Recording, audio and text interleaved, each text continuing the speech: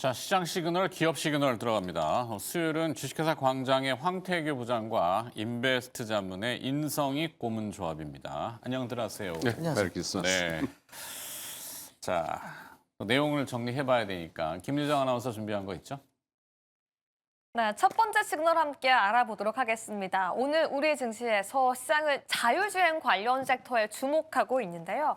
그동안 언젠간 오겠지 했던 꿈의 기술에서 정말 현실에 돈 되는 사업으로 다가오고 있기 때문인데요. 삼성, 테슬라, 중국까지 글로벌 거인들이 중요한 이슈들을 보도하고 있습니다. 한 개씩 알아보도록 하겠습니다. 첫 번째, 오늘 가장 뜨거운 이슈는 삼성전자의 귀환입니다. 삼성전자는 무려 8년 만에 전장사업부에서 초대형 빅딜을 터뜨렸습니다. 독일의 ZF라는 회사에 첨단 운전자 보조 시스템 사업부를 인수했는데요. 그 금액만 무려 2조 6천억 원, 3조 가까운 금액입니다. 이게 왜 중요하냐면요. 그동안 삼성전자는 차 안에서 즐기는 인포테인먼트 분야에선 강자였는데요. 그 외에 차를 직접 움직여야 하는 센서부터 제어의 분야는 조금 아쉬웠습니다.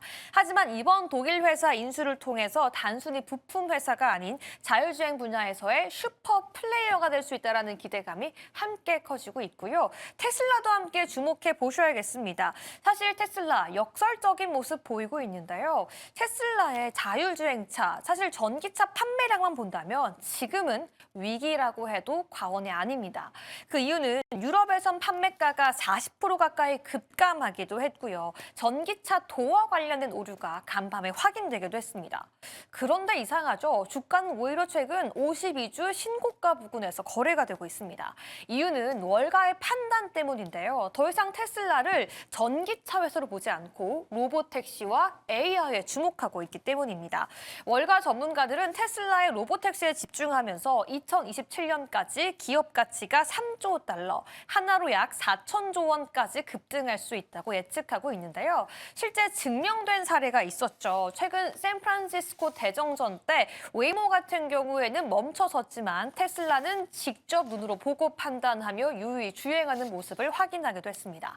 마지막은 중국 이슈도 함께 점검해 봐야 될 것 같은데요. 최근 중국의 베이징시가 자율주행차 전용 번호판을 공식 발급하기 시작했습니다. 그동안은 시험 운행 딱지를 발급받아야 했지만 이제는 합법적인 자율주행차라는 인증을 받게 되었는데요. 이젠 삼성전자의 기술력, 테슬라의 자본력, 중국의 제도까지 삼박자가 완벽하게 맞아떨어지는 현 시점에서 국내 자율주행 관련주의 미래와 옥석 가리기까지 함께 알아보도록 하겠습니다. 오늘 시장 공략해야 할 그 종목 지금 바로 함께 알아보시죠. 네, 쭉 뭐 브리핑을 다 해줘가지고 뭘 추가해야 될까요? 네, 샌프란시스코의 정전 얘기를 해주셔서 사실 자율주행차가 지금은 현재 전기차용이잖아요. 네. 내연기관차의 자율주행을 아직 못 들어본 것 같은데 아마 그 구동장치에 대한 뭐 이런 것 영향일 거고 결국에는 에너지 아니겠습니까? 정전이 돼서 뭐 웨이모는 아마 데이터 센터 중앙 컨트롤 하는 뭐 영향이 있어서 스톱이 됐는지 모르겠는데 하여튼 그래서 에너지 인프라나 이게 오히려 더 중요성이 부각되는 것 같기도 한데 황태희 부장은 어떻게 생각하세요? 일단 뭐 말씀하신 바와 같이 에너지 인프라에 대한 그런 연관성을 크게 잡았을 때 그렇게 있을 수 있고 또 이제 인공지능을 활용해서 또 로봇과 동반하는 성장 섹터의 최종 섹터다 뭐 이렇게 보시면 되겠죠. 지금 조금 전에 이제 기사가 나왔던 부분은 삼성에서 하만에서 독일의 회사를 인수를 하는 부분에 있어서 자율주행 섹터로 진입을 좀 하겠다라는 부분은 결국 핸드폰, 그러니까 스마트폰과 스마트홈 그리고 스마트 카죠. 이에 대한 부분들을 연결고리를 만들어서 하나의 플랫폼으로 좀 완성을 시키겠다라는 그런 욕망이 좀 있는 것 같아요. 그리고 이러한 부분에 있어서는 일단 이러한 그 자율주행에 대한 산업만을 좀 봤을 때 글로벌에 대한 동향을 좀 살필 필요가 있겠죠. 일단 뭐 미국 같은 경우는 웨이모가 그 캘리포니아 커버리지를 250 제곱마일로 확장을 좀 했고요. 그리고 한 주당 유료 이동이 25만 건 수준으로 실증에서 이제 사업 단계로 전환이 되는 시점이고 이와 더불어서 이제 뭐 다들 아시다시피 테슬라에 대한 그런 오토파일럿도 경쟁 구도를 좀 갖추고 활성화가 되고 있는 시점이다 볼 수 있겠습니다. 자, 중국 같은 경우는 이제 포니 AI가 상하이 푸둥 등에서 완전 무인 상업 그런 운행을 허가를 일단 받았고요. 베이징, 광저우까지 허가 기반이 확장이 좀 진행 중이기 때문에 이 부분 역시도 상업적인 부분으로 이미 전환이 되고 있다라고 볼 수 있습니다.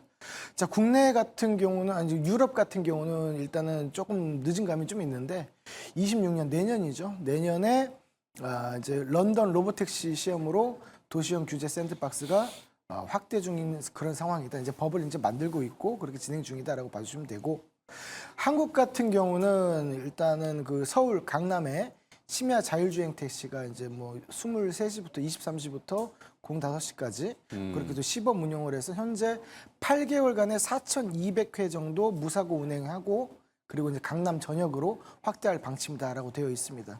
그렇기 때문에 결국 이제 법적인 제약으로 L4에 대한 그런 수준이 있음에도 불구하고 현재는 L3에 대한 그러니까 보호자가 이제 동승을 하는 거죠. 네. 그런 부분들까지 감독형 FSD 뭐 이렇게도 맞습니다. 그래서 조건부 자율까지만 현재는 되기 때문에 이런 법에 대한 이런 규제를 좀 완화시키는 부분이 현재로서 좀 필요할 수 있을 것 같다라는 좀 생각을 좀 들고 있는 뭐 그런 시점입니다. 네. 하여튼 빨리 많이 다가와 있고 실제 저도 지난 주말에 그 T사의 FSD를 타볼 기회가 있어서 타봤더니 부럽기도 하고 놀랍기도 하고 물론 이제 그 소유주분께서는 워낙 눈높이가 높으시다 보니까 불만이 있죠.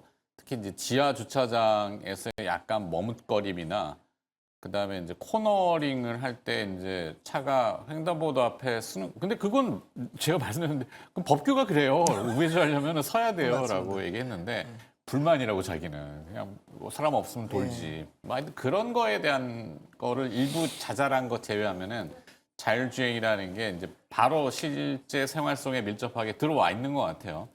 뭐 내년에 되면 또 더 달라질 거고. 자, 인성이 고문이 보신 자율주행 포인트 뭔가 좀 색다른 게 있을까요?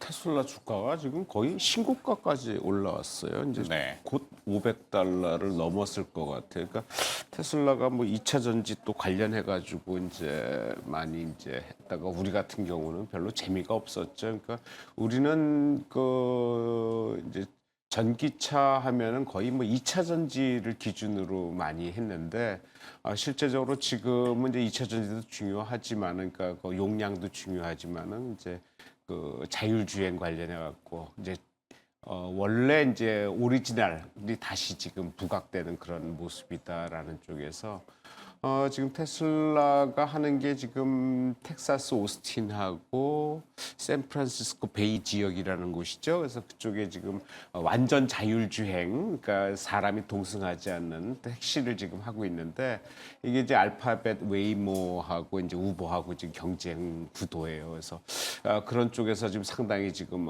빠르게 지금 치고 나가는데 아무래도 기술은 아무래도 라이다 기술이 될 것 같아요. 그래서 그런 쪽에 상당히 좀 관심을 좀 갖고 있는데 테슬라 주가가 지금 거의 뭐 신고가 500불 가까이 지금 거의 이제 근접하고 있다고 말씀드렸는데 일부 지금 애널리스트들은 한 27년 앞으로 한 2년 후, 3년 후면은 현재 주가에서 2배가 올라가지 않겠냐 테슬라가 그런 좀 예상도 하고 있다는 쪽에서 상당히 좀 뭔가 모르게 상당히 움직임이 과거에 좀 빠르게 움직였다가 좀 조정을 좀 받았다고 생각을 하면 그 이후에 다시 지금 올라가는 그런 양상이라고 보면은 상당히 그쪽에는 상당히 이제 관심을 좀 많이 가져야 된다 생각이 들고 일단은 첫째는 아무래도 테슬라 관련해 가지고 전자 뭐 좀 전에 말했지만 카메라와 라이다 뭐 그런 쪽이라 말씀드렸는데 아무래도 그런 기술 그 다음에 또 따라오는 것이 아무래도 2차 전지 관련해 가지고 안전성과 그 이제 주행 거리, 용량 이런 쪽에 계속적으로 연결을 돼 가지고 그런 쪽의 관련주들이 계속 같이 움직이지 않을까라는 생각을 갖고 있는데 아직 우리 쪽에서는 뭐 2차 전지 관련해서는 별로 뭐 재미가 거의 없어 보이는데 아무래도 그런 쪽에도 신경도 이제 좀 장기적인 측면에서는 신경을 써야 되지 않겠나라는 생각을 갖고 있습니다. 2차 전지 특히 이제 배터리 산업은 절체절명의 위기 의식을 가져야 되겠죠. 기존에 이제 2차 전지라고 하면은 운동 에너지 이게 한 번 충전에 얼마를 가 이게 포인트였잖아요. 근데 이제 전장화가 되고 자율주행이 되고 그러면은 거기에 따로 에너지가 추가로 소모가 되는데 그러면은 한 100km 가고는 서야 돼요, 쉬어야 돼요, 충전해야 돼요. 뭐 이러면 또 의미가 없어지잖아요. 그러니까 고밀도라든지 지금 중국이 조용하게 뭔가를 많이들 준비하고 있는 것 같은데 저러다가 갑자기 전고체 배터리의 상용화 이래서 밀도가 높은 것을 막 치고 나와서 발표를 해버리면은 국내 이제 배터리 업계는 나자빠질 수밖에 없잖아요. 뭐 그냥 낙동강 오리알이고 뭐 오토바이나 뭐 이런 거나 운행할 때 쓸 수밖에 없는 건데 그런 의미에서 2차 전지는 뭔가 좀 그래도 움직임이 있을까요? 자율주행과 2차 전지? 어떤 저는 충분히 연관성이 있다라고 보고 일단은 2차 전지에 대한 원론적으로 봤을 때 그럼 가격 경쟁력에서 우위를 좀 점하는 것이 현재는 사실은 중국이기 때문에 그만큼 시장 점유율 또한 높다라고 볼 수 있겠죠. 근데 여기에서 기술력까지 더해서 왔을 때는 아무래도 국내 기업이나 뭐 그러니까 중국을 제외한 그런 글로벌 기업들 같은 경우는 경쟁력이 아마도 낮춰질 수밖에 없고 그렇다면 주가에 상당한 영향을 받을 수밖에 없다라는 겁니다. 다만 여기에 있어서 어쨌든 하이테크놀로지로 그 이제 전장 부품이라든지 자율주행차 포함해서 간다면 그러한 전력 소모량이 상당할 수밖에 없고 그렇죠. 그렇다는 것은 국가 전반적인 차원에서 일단은 배터리의 시장을 떠나서 계속적으로 고밀도, 그러니까 전고체 배터리를 넘어서는 뭐 황화리튬을 뭐 쓰던 뭐를 하던 그렇게 좀 계속해서 발전을 좀 시켜야 될 필요가 있다라고 보고 이제 우리가 주가를 해석할 때 오늘 같은 경우는 조금 벗어난 얘기긴 하지만 탄산리튬 같은 경우는 위안화로 있어서 현재 12만 위안을 좀 넘은 것 같아요. 그래서 네. 좀 상승이 좀 나왔기 때문에 원가 경쟁력에서도 현재는 바닥이 좀 나온 구간이다. 그렇다면은 이러한 부분들이 2차 전지를 생산하는 기업들에 있어서 얼마만큼 주가를 상승할 수 있는 견인을 할 수 있을 것인가를 봤을 때는 전반적으로 저는 이제 2차 전지가 처음에 한 3년 전에, 4년 전에 그렇게 크게 붐이 일었을 때 대비해서는 현재는 바닥을 만들어 내가고 네. 회복기에 들어가고 있는 시점이 아닌가 좀 이렇게 보고 있기 때문에 이와 맞물려서 자율주행차까지 하나의 동반 섹터로 움직였을 때는 조금 더 큰 파장이 좀 일어나지 않을까라고 생각을 합니다. 하여튼 지금 그냥 있으면 안 될 거예요. 산학이 됐든 뭐 정부 당국이 됐든 이러다 뒤통수 맞으면 나중에 세게 아프거든요. 그러니까 뭔가 머리를 맞대고 하고 있고 뭔가 이런 것들의 움직임들을 시장 신뢰를 줘야죠. 각자 도생하세요. 뭐 알아서 살아가세요. 뭐 그다음에 나중에 나자빠지게 하면 이제 구조조정 들어갑니다. 뭐 석유화학 업계가 그랬잖아요. 그렇게 가면 나중에 또 뭐 이건 뒷부분이라서 하여튼 움직임이 좀 있어야 되겠다. 뭐 중국의 산업 동향이 어떻고 우리는 현재 위치가 어떻고 어떤 방향으로 나아가야 됩니다라는 그런 뭐 방향성 제시 이게 없는 게 좀 아쉽긴 한데 자 결론이 좀 필요합니다. 뭐 단순히 자율주행 뭐 우리 생활 주변에 와 있어요. 뭐 테슬라 거 타니까 너무 좋아요. 이렇게 끝내버리면 테슬라 그냥 사면 되죠 주식은. 네. 하지만 국내에 어떤 포인트 주식이 혹시 관련 기업 몇 가지들이 많이 언급은 됩니다만 네, 그런 걸로 결론을 좀 지어줘야 돼요. 전략과 결론. 저는 일단 그 테슬라 관련해 가지고는 이제 종목을 2차 전지 쪽에서는 좀 시간이 걸릴 것 같고요. 아무래도 그 이제 그 기술, 자율주행 택시 같은 그런 것 쪽이 지금 먼저 올라오기 때문에 그런 쪽에 좀 초점을 맞춰야 되지 않나 해서 전 개인적으로 종목 SOS 랩이라는 종목이 있어요. SOS 랩. 예, 이 종목이 라이다인데 라이다가 뭐냐 하면은 그 레이저를 쏴가지고 거리를 측정하는. 그러니까 자동차에서는 뭐 필수적인 거예요. 왜냐하면 차간 거리 맞춰야지 옆에 차 들어오는 거 방어해야지. 그러니까 여러 가지 가장 많이 쓰는 게 이제 카메라를 통한 라이다 기술 이런 쪽이기 때문에 그런 쪽이 핵심이 되지 않을까. 가장 일단 안전해야 되니까. 그래서 그런 네. 쪽에서 좀 관심을 갖는데 이 회사가 그 최근에 그 현대차의 그 로보틱스 사업에 지금 참여를 이제 공급을 해요. 그래서 그런 쪽이 가시화되면서 현대차향 로봇 관련 그 라이다 기술을 하는데 매출을 내년에 한 130억에서 180억까지 예상을 하고 있어요. 근데 이 네. 회사 1년 매출 계산해 보면은 상당히 좀 관심 있게 좀 볼 필요 있다 생각이 돼요. 이 회사의 올해 그 매출이 109억, 110억이 좀 안 되거든요. 그래서 그런 네. 쪽에 본다면은 상당히 내년에 매출이 상당히 늘어날 것 같다 그러고 오늘 외국인들이 적극적으로 매수를 해줘서 좀 올라가긴 했는데 전체적으로 그 모양 자체가 어떤 그 기대, 그러니까 딱 걸리는 모양새예요. 그러니까 고점이 계속 걸리는 모양새인데 오늘 고점 이 상태에서만 뚫어간다 그러면은 상당히 강하게 어느 정도 이 가격대를 이 상향 돌파한다 그러면은 한 15,000원대까지는 제가 보기에는 일단 가능성이 있지 않나 생각해서 적극적으로 한번 이 종목 한번 생각을 해보고 있습니다. 네, 황태기 부장은 보시는 기업 있나요? 저는 뭐 간략하게 이제 자율주행의 핵심은 하드웨어가 아니고 소프트웨어라고 보고 있습니다. 그렇기 때문에 결국에는 이제 자율주행 소프트웨어 중심 차량이 보안 업데이트 규제 대응이 좀 중요하지 않나 이렇게 상용화되는 부분이 그렇게 네. 보기 때문에 소프트웨어 검사 체계에 대한 제도화가 핵심이라면 저는 이제 회사로서는 우리나라 국내 기업에서는 이제 슈어 소프트테크 소프트테크? 예 맞습니다. 이 당사 같은 경우는 자율주행 제어기 소프트웨어 검증 기업이기 때문에 이번 9월에도 이제 소프트웨어 검사 체계가 시범 적용이 좀 됐고요. 현대그룹에 대한 지분율도 좀 있고 결국 우리가 현재 최근에 화두가 되는 것은 AI 나중에 이제 로봇도 그렇지만 보안이 좀 핵심이 좀 될 수 있는 경우가 좀 많단 말이죠. 그렇기 때문에 소프트웨어 쪽으로 좀 보시는 것도 하나의 방법이지 않을까 좀 보고 있어서 소프트웨어 소프트 이름이 좀 네, 그런데 좀 어렵죠, 상당히. 네네. 슈어 소프트테크. 예, 슈어 소프트테크를 좀 보신다면 뭐 괜찮지 않을까 보는데 최근에는 주가가 좀 많이 오른 측면이 좀 있기 때문에 일부 이제 조정이 좀 된다면 한번 보시면 좋지 않을까 알겠습니다. 이렇게 봅니다. 예. 자, 기업도 선택을 해주셨고, 자, 두 번째 시그널로 넘어가 보죠. 김주영 아나운서.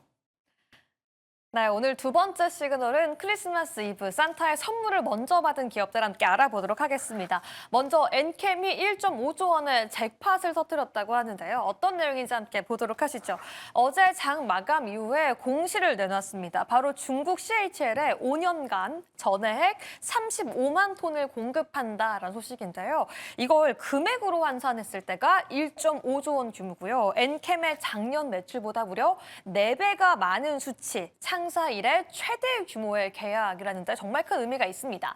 하지만 금액의 의미가 다가 아닌데요. 어떤 국가에 어떤 기업의 계약이 성사되었는지도 함께 주목해 봐야 되겠죠. 상대는 중국에서 글로벌 배터리 점유율 1, 2 회사인 CAT입니다. 그동안 중국 같은 경우에는 한국 기업들이 진입하기 굉장히 어렵고 자국 소재만 사용했던 난공불락의 기업이자 국가였는데요.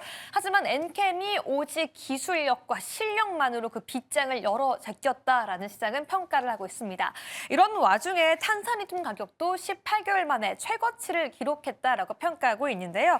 이번 계약으로 북미와 유럽에 이어 중국까지 글로벌 3대 거점을 모두 확보한 엔캠이 최근은 조금 얼어붙었던 2차 전지 투심을 녹일 수 있는 그 신호타가 될 수 있을지 함께 알아보도록 하겠습니다.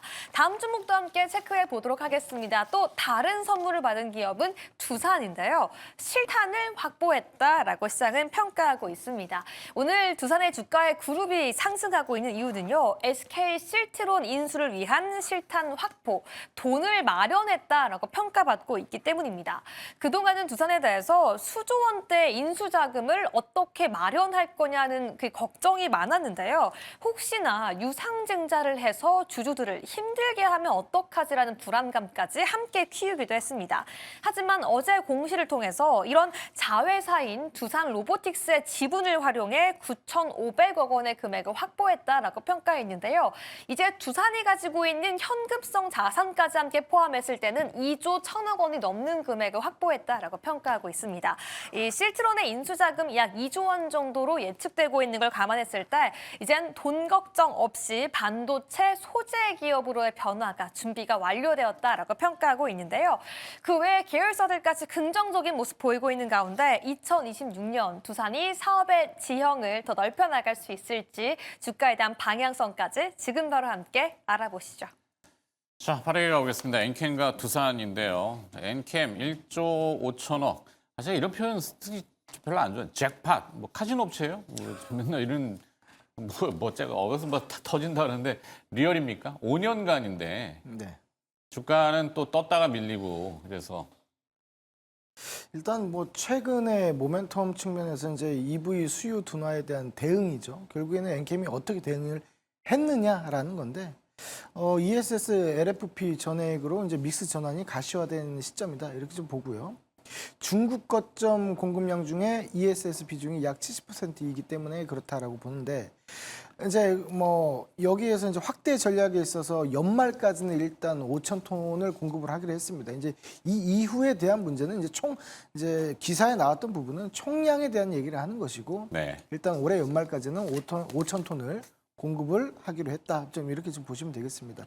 결국 여기에 있어서는 중국발 가격 경쟁력 우위에 있어야 된다라는 얘기인데 지금 현재 엔캠의 상태를 보신다면은 이제 그 매출이라든지 그다음 뭐 영업이익이라든지 이런 부분들이 우리의 기대와 달리 현재가 지금 저조하게 좀 떨어져 있는 부분들인데 이 부분들을 주가와 동행해서 한번 본다면 지금 사실상 바닥을 좀 만들고 있는 시점이 아닌가라는 생각은 합니다. 물론 이 이후에 정말 더 확대에 대한 방침으로 있어서 중국으로 시장 침투력이 조금씩 더 확대가 된다면 당연히 주가는 더 상승할 수밖에 없는데 일단은 바닥을 다지는 시점으로 저는 좀 인지가 좀 되고 있다라고 보고요. 산업 전반적으로 봤을 때 2차 전지 산업 전반적으로 조금 전에 제가 말씀드렸다시피 회복기에 지금 접어들고 있기 때문에 적어도 우리가 매수를 했을 때 손해는 안 볼 수 있는 그런 섹터이기도 하고 그런 기업이기도 하다라고 저는 좀 한마디로 정의를 좀 해드리고 싶습니다. 그렇기 네. 때문에 이제 가격적인 전략에 있어서는 최근에 오늘 같은 경우는 일단 갭이 좀 다소 높게 만들어졌고 그리고 음봉으로 좀 만들어졌고 있기 때문에 단기적으로 단기 이평선과 좀 부딪혔을 때 좀 저점에서 확보한다면 단기적인 시세도 분명히 좀 나올 수도 있고 이에 대한 부분들이 주가적으로 지지부진하게 흘러간다 하더라도 반드시 슈팅은 나올 수 있기 때문에 괜찮은 구간에서 적절한 방법을 쓰면 좋을 것 같다 이렇게 좀 생각하고 있습니다. 네. 기사가 자꾸 제목이 자극적으로 나와요. 창사 이래 최대 규모의 수주.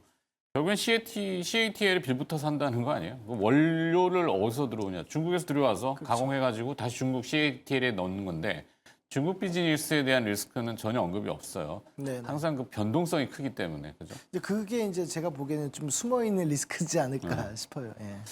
하여튼 그래 매매 전략은 밀리면 사자. 지금 네네. 재료가 나와서 떴을 때는 뭐 좀 약간 삐딱하게 좀 바라봐야 되는 아직까지는. 네. 그래서 단기 저점 네네, 매수 이렇게 전략. 단기적으로만. 다음에 두산입니다. 실탄 확보. 예, 뭐 실탄을 확보됐다는데 두산이 옛날에 참 유동성 때문에 문제된 기업이기도 한데 그랬었죠. 어느 세월에 주가는 이렇게 올라와 있어요. 뭐 일단은 전력 관련해서 두산 엔라빌리티가 아마 큰 역할을 한 것 같다는 생각이 드는데 두산의 주가는 지금 연초 대비해서 거의 4배가 올랐어요. 지주사인데 불구하고 이렇게 오를 수 있을 정도인데 뭐 지주사들이 워낙 그렇게 많이 올랐거든요. 그래서 그런 쪽에서 좀 상당히 많이 올랐는데 최근에 이 두산하면 뭐 우리가 보통 아는 게 이제 기본적으로 이제 에너지, 기계인데 이제 반도체까지 들어가려 그래요. 그래서 SK 실트론을 인수하는데 SK 실트론은 웨이퍼 관련해서 글로벌 3위 업체거든요. 그래서 네. 그 회사를 아는데 그 회사 인수 금액이 한 3조 원 정도로 보고 있는 것 같아요. 평가 금액은 뭐 5조까지는 안 되는데 그런 뭐 뚜껑을 열어봐야 하는 문제인데 한 3조인데 대금 어떻게 마련하냐 하더니 이 회사가 이제 두산의 이제 두산이 갖고 있는 두산 로보틱스로 이걸 한 18% 정도, 한 20% 가까이 지금 매각을 해가지고 1,170만 줄 알았는데 거기서 한 1조 자금 끌어들이고 두산이 기존에 갖고 있는 현금성 자산이 한 1조 한 2천억 정도, 2천 3천 되는 것 같은데 그거 해서 이제 대충 맞춰갖고 SK 실트론을 인수하겠다, 지분 70%를 인수하겠다 그런 내용에서 이제 기존의 에너지 기계에다가 이제 반도체까지 해서 그런 그룹으로 키우겠다라는 장기 플랜을 갖고 이제 했는데 이제 유동성 이제 자금을 어디서 만들어나 유상증자하냐 누가 사냐 뭐 이런 식으로 하다가 이제 이거 해결이 되니까 주가에 좀 영향이 있지 않겠나 생각했는데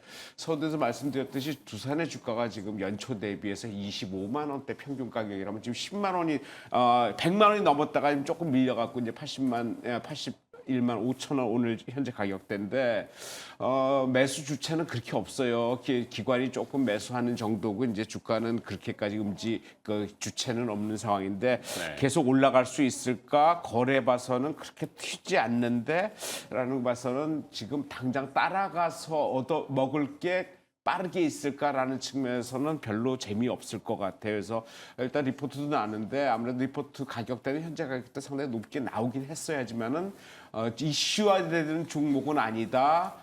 단기 매매용은 아니다. 장기적으로 좀 들어가서 장기 매매할 수 있는 게 아니냐 생각이 들고 기술적으로 보더라도 현재 가격대에서 좀 더 밀린다면은 거의 그 3만 원대의 주봉에 올라오는 60일짜리가 올라오고 있는 게 있고 일봉 보더라도 현재 가격대에서 어떤 그 지선이 무너지면은 조금 더 내려갈 것 같아요. 그래서 그런 쪽에서는 조금 시간을 두고 매매하자. 오늘 올라가는 거에 따라 편승 매매할 종목은 아니다라는 쪽에서 그냥 장기 분할 매수 쪽으로 생각을 하고 있습니다. 네, 두 분 모두 두 기업에 대해서는 장기적인 관점으로 분할 저점 매수 뭐 이렇게 좀 느긋한 전략을 주셨습니다.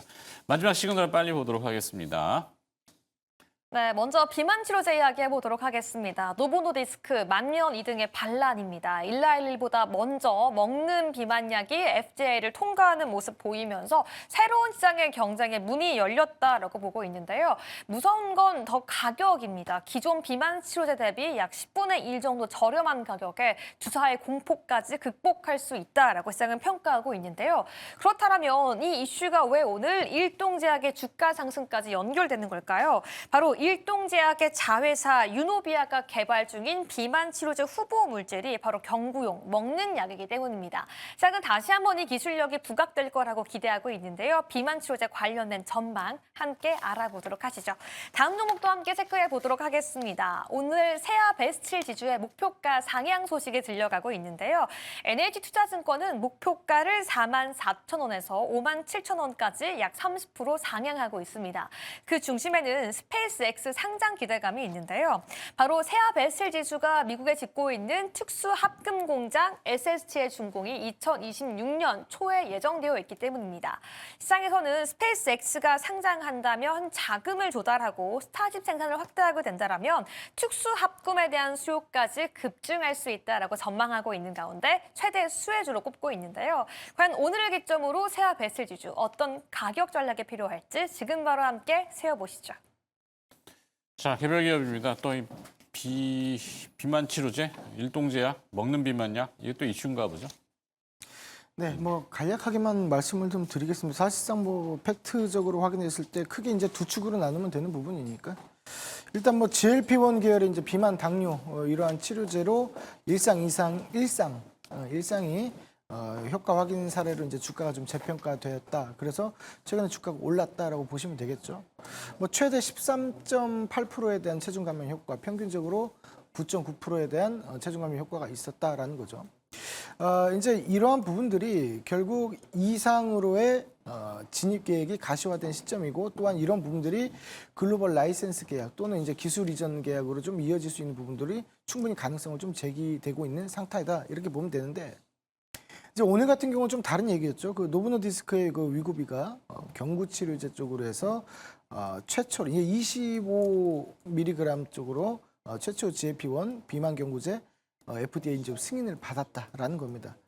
그래서 효과적으로는 16.6%에 대한 감량이 좀 확인되고 있다라는 건데 결국 이제 경구 치료제가 기존에는 주사 치료제보다 효율적인 면에서 많이 떨어지는 부분들이 있었는데 그거와 대등한 수준까지 올라올 수 있는 것이 아니냐라는 그러한 가능성 그리고 최초로 FDA 승인이 있어서 시장 승인이 되었다는 점이 좀 핵심으로 본다 이렇다는 거죠. 그렇다면 이제 일동제약의 측면에서는 그러한 임상에 대한 진행 중이 현재 지금 활발하게 이루어지고 있고 이에 대한 수치는 아무래도 현재 발표된 위고비보다는 떨어지기는 하지만 이에 비준한 수준 또는 더 좋은 효과가 나온다면 그러한 기대감이죠. 그렇게 나온다면 더 많은 그런 주가 상승의 원동력이 되지 않을까라는 측면에서 현재 매수세가 좀 들어왔다 좀 이렇게 좀 보는 거고 기술적으로 봤을 때는 최근에 많이 올라온 것이 사실입니다. 그렇기 때문에 상방에 대해서 저항대도 좀 상당히 좀 있는 부분이고 그래서 오늘 같은 경우는 저는 이제 음봉이 좀 나온다면 단기적으로 매수로 좀 접근을 해서 상방 동파가 한번 나왔을 때 분할 매도 관점으로 한번 보시는 것이 단기적으로만 보시는 것이 일단 낫지 않을까 이렇게 봅니다. 네, 황태기 부장 일동제약에 대한 전략은 매수. 자, 마지막으로 세아베스틸 지주입니다. 여기는 스페이스X? 예, 뭐 스페이스X 얘기 나오면서 주가가 오르기 시작했어요. 그러다가 이제 뭐 미국의 그 공장을 짓고 있는데 내년 6월에 그 합금 특수합금 공장 나는데 거기에 매출이 엄청나지 않겠냐라는 기대감 때문에 오르고 리포트가 나오면서 현재 가격 대비해서 상당히 높은 가격 뭐 57,000원까지도 이제 목표가가 나오고 있는데 글쎄요 그제까지 대량 거래되고 올랐다가 어제 거래가 줄어들면서 또 폭락을 했거든요. 네. 그리고 오늘 좀 이제 지금 단일가 매매 들어가 있어. 단일가 매매예요. 그래서 거래가 상당히 줄었는데 글쎄 이거 계속 갈 수 있을까 참 좀 헷갈린다라는 생각이에요. 왜냐하면 매수 주체는 개인이에요. 기관이나 외국인은 별로 보지 않고 개인이 매매하는데 개인이 매매하면 집중력은 있으니까 또 확 올랐다 확 빠지는 그런 이제 특성이 있죠. 그리고 이 회사 실적이 그렇게 작년에 안 좋았다가 올해는 상당히 회복을 했는데 내년 성장성까지 계속 기대는 되고 있지만 과거의 23년도의 성장성까지 그러니까 그 실적까지는 아직 못 미치고 있다라는 측면 그리고 단기적으로 좀 많이 올랐어요. 이렇게 4월에 한 15,000원 저점에서 2배 올랐다가 또 한 2달 조정받았다가 어제부터 또 갑자기 오르는데 거래가 집중됐다가 죽었다가 그러는데 단일가 풀어지면 또 개인이 들어오면 또 올라가는 그런 경향이 있거든요. 그래서 그런 쪽에서는 좀 헷갈린다. 현재 쪽에서는 좀 개인적으로 관망인데 아마 이거 또 개인 또 밀어붙이면은 또 내일쯤 뭐 모레 단일가 풀리면 또 올라갈 것 같아요. 그러니까 네. 그런 쪽에서 단타 매매는 가능하고 좀 관망을 해야 되지 않겠나라는 생각입니다. 네. 세아베스틸 지주 인성이익 고문은 관망 전략을 주셨습니다. 자, 시장 시그널과 기업 알아봤고요. 주식회사 광장의 황태규 부장과 인베스트 자문의 인성익 고문이었습니다. 고맙습니다.